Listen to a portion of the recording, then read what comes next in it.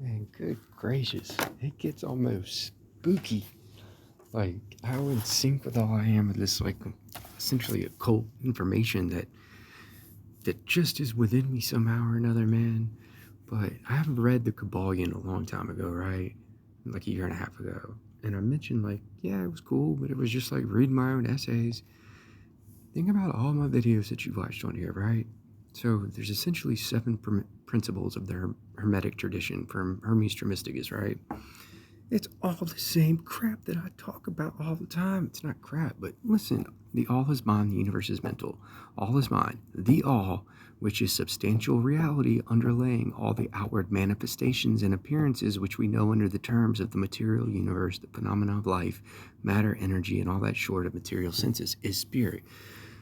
I say that we're conscious spirit, and all there is consciousness, is because that's all there is, just like in that gateway process report. And it's so hard for people to like transcend beyond thinking there's a universe. There's nothing there except consciousness, man. That is a manifestation for our user interface. And essentially, it's just a representation of our higher self or God. That's all the universe is, man. So anyway, then if you get into, like, there's a whole bunch of other stuff I had outlined in that one, but you know how I use correspondence or congruence like all the time? I say those words.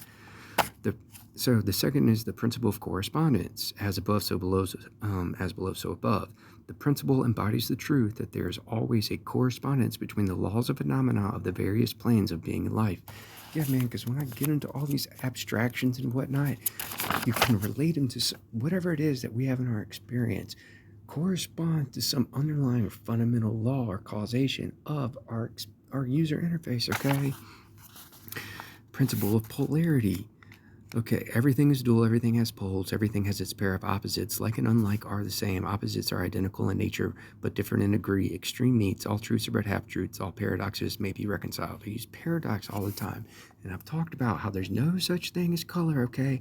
Within our universe, there are variance degrees of waves, of electromagnetic radiation, and they differentiate themselves in intensity and in length of those waves, and that's how we experience color. For example, very long waves with a very high intensity is the color red, or that's how we perceive it. There's no hot and cold either. You can boil water at 0 degrees under the right atmospheric pressure. So that's what corresponds to how those things are dictated within our interface. Hot and cold, differentiated by atmospheric pressure.